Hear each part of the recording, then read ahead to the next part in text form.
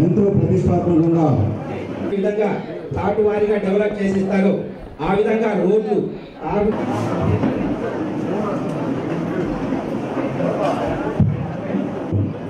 ఒక city conscience కి శాఖ తరఫున మాకైతే చాలా ఇబ్బంది అనిపించింది.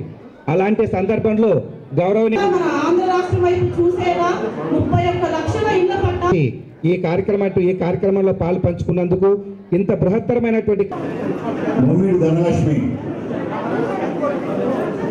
నల్లం కుసుమ కేవలం ₹1 ఉన్నాం.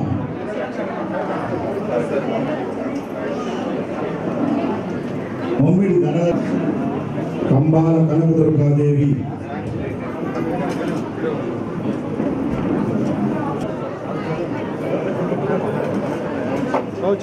తిరుమల శెట్టి కుమారి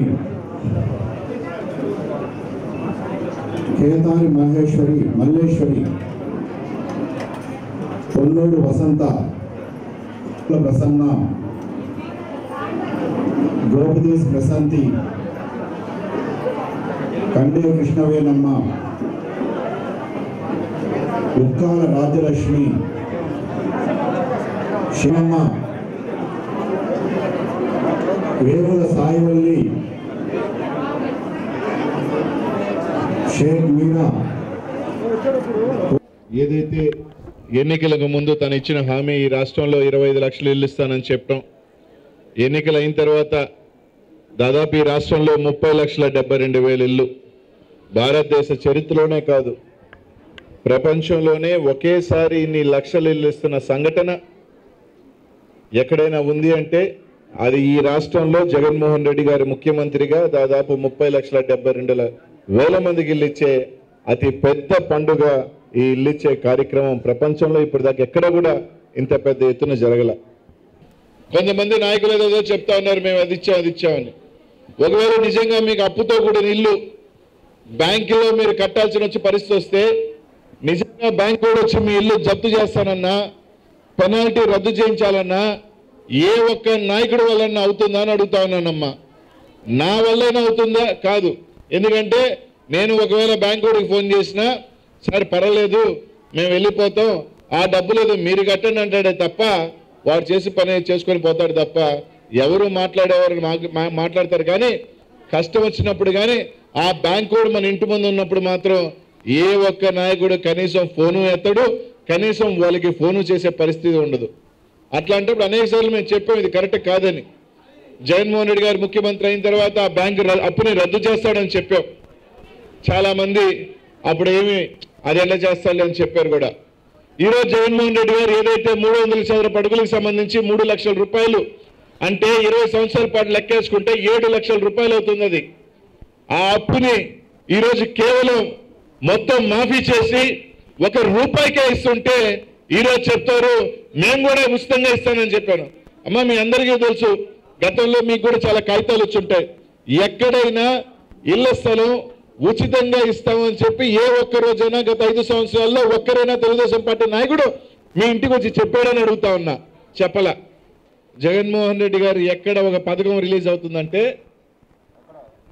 ఆ ముందు రోజు వెనక రోజు ఎక్కడో గుడి దగ్గర ఒక సంఘటన జరిగిందని చెప్పి రాష్ట్రం అంతా రచ్చ చేస్తుంటారు. అంటే ఈ పథకాన్ని నిర్వీర్యం చేస్తారంటే ఇల్లు ఇచ్చే కార్యక్రమం పక్కదోవ పెట్టేసి టీవీలంతా కూడా అక్కడ ఆంజనేయ స్వామి దగ్గర జగన్మోహన్ రెడ్డి గారు తోకెర కొట్టించాడు, లేకపోతే ఇంకో దగ్గర ఇంకో పని గుడిలో ఈ పని చేయించాడు. ఈరోజు అడుగుతా ఉన్నా నేను 18 నెలల్లో కేవలం జగన్మోహన్ రెడ్డి గారు పథకాలు ఇచ్చే రోజు ముందు రోజునే చేస్తాడు అంటే దేనికి చేస్తున్నట్టు. మొన్న విజయనగరంలో జగన్మోహన్ రెడ్డి గారు ఇళ్ల పట్టానికి వెళ్ళొస్తే 10 కిలోమీటర్ల దూరంలో రాముడు శ్రీరామచంద్రుడు తల విగ్రహానికి తలదీసి దాన్ని తీసుకొని జగన్మోహన్ ఏమమ్మా ఇంకేం పని లేదా జగన్మోహన్ రెడ్డి గారు ముఖ్యమంత్రిగా దాన్ని తీసుకెళ్ళి ఒక రచ్చ. అదే తర్వాత తిరుపతి దగ్గర ఇళ్ల పట్టాలకు వస్తే ఆడొక కార్యక్రమం. ఈరోజు అదే మా అధికార యంత్రాంగాన్ని కానీ పోలీసు కానీ మీ ప్రాంతంలో ఏదైనా గుడులు ఉన్నా కూడా కొంచెం జాగ్రత్తగా చూసుకుంటాం. ఎందుకంటే 11వ తారీఖున జగన్మోహన్ రెడ్డి నెల్లూరు జిల్లాకు వస్తున్నాడు కాబట్టి ఏదో ఒక దరిద్ర పని ఏదో దేవుడి దగ్గర ఏదో ఒక చిన్న పని చేసి అది కూడా తీసుకొచ్చి జగన్మోహన్ రెడ్డి గారి మీద కలిసి ధర్నాలు చేసే నీచకు బ్యాంకర్కి ఏమి చేయలేక ధర్నాలు చేసేదానికి ఏమి లేక రచ్చ చేసేదానికి ఏమి చేయలేక దేవుళ్ళ మీద పడ్డారు. దేవుడు అనే వ్యక్తి పైన దేవుడు ఎవరైనా కూడా చూస్తున్నాడు. శిక్ష ఎవరైనా ఏ పని ఎవరు తప్పు చేసినా, అది నేను చేసినా ఎవరు చేసినా ఖచ్చితంగా శిక్ష అనుభవించి తీరుతారు. ఎన్ని కుటీర రాజకీయాలు చేసినా భగవంతుడు అనే వ్యక్తి ఉన్నాడు, తప్పకుండా వాళ్ళకి శిక్ష పడుతుంది. నాకు తెలియగలదు కరెక్ట్గా జగన్మోహన్ రెడ్డి గారు పథకం వస్తున్నాడంటే ఆ ముందు రోజా తర్వాత రోజా తీసుకువస్తారు. కావాలి నిన్న ఆశ్చర్యం వేసింది. 2019 సెప్టెంబర్ తర్వాత జగన్మోహన్ రెడ్డి గారు ఏ ఒక కార్యక్రమం చేస్తా ఉన్నాడో, ఏ ఒక సంక్షేమం ఇస్తున్నాడో ఇచ్చిన 2 రోజుల ముందునే వస్తుంది, 2 రోజుల తర్వాతనే వస్తుంది. అంటే నేరుగా పోవటం, వీళ్ళందరూ రచ్చ చేసి ఆ కార్యక్రమాన్ని టీవీలో కానీ ఎన్నో వదిలేసి పక్కన పోయి అబ్బా అక్కడ ఎందుకంటే ఒక సెన్సిటివ్ భగవంతుడి మీద ఎవరికైనా కూడా ఇది కాబట్టి దాన్ని తీసుకొచ్చి రూపేసే కార్యక్రమం. అదే చంద్రబాబు నాయుడు గారు విజయవాడలో 45 గుడులు కూల్చాడు. అప్పుడు మాట్లాడాల ఈ చంద్రబాబు నాయుడు. ఆ రోజు దేవుళ్ళు కనిపించాల. సాక్షాత్ ఈయన ప్రభుత్వంలో రోడ్ల కోసం ఫ్లైఓవర్ కోసం అని చెప్పి ఆధీనం ఇవ్వరని చెప్పి సాక్షాత్ 45 గుళ్ళు కొట్టేస్తే ఆ గుడుల్ని ఈరోజు జగన్మోహన్ రెడ్డి గారు వచ్చిన తర్వాత డబ్బులు శాంక్షన్ చేయించి ప్రభుత్వం ఆ గుళ్ళు కట్టిస్తున్న మాట వాస్తవం కాదా అని అడుగుతా ఉన్నాం. ప్రభుత్వం ఆ గుళ్ళు కట్టిస్తున్న మాట వాస్తవం కాదా అన్నాడు. కానీ ఆ రోజు జగన్మోహన్ రెడ్డి గారు చిల్లర రాజకీయాలు చేయటం మాలా.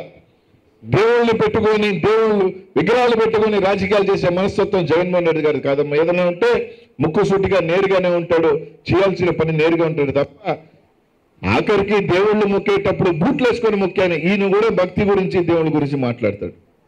ఆఖరికి ఎవరైనా మనం దేవుడి దగ్గర కానీ టెంకాయ కొట్టేటప్పుడు కానీ దీపం పెట్టేటప్పుడు కానీ బూట్లు వేసుకుంటామమ్మా, చెప్పులు వేసుకుంటామా? బూట్లు వేసుకొని గుడి మెట్లు ఎక్కుతాడు, అన్నీ చేస్తాడు. ఈయన మన గురించి మాట్లాడతాడు. ఈరోజు మీరు అందరూ కూడా ఆలోచన చేయాల్సిన అవసరం ఉంది. సరే, ఒక పార్టీ కంటే ఇంకా అది తప్ప ఇంకేం లేదనుకోండి. ఎంతవరకు కులాలని మతాలని విడగొడదాం, ఏ విధంగా దాన్ని చిచ్చు పెడదాం, రెచ్చలు పెడదాం, హిందువులు ముస్లింలు క్రిస్టియన్లను రెచ్చగొట్టి ఒక పార్టీ ఉంది. ఆ పార్టీ ఇంకా బతికే దాని మీద కాబట్టి ఇంకా దాని వల్ల మనం ఏం చేయలేం. ఆ పార్టీని తప్పు పట్టలేం. ఎందుకంటే జీవనం అదే. ఎక్కడెక్కడ ఏ గుడి ఉంది దాని మీద మొత్తాలా, దాన్ని విడగొట్టాలా, దాన్ని గొడవ పెట్టాలా. ఆడ 2-4 ఉంటే అరే నువ్వు ఇది విడగొట్టడం. సరే, ఇంకా ఆ పార్టీని మనం గురించి పట్టించుకోవాల్సిన అవసరం కూడా లేదు.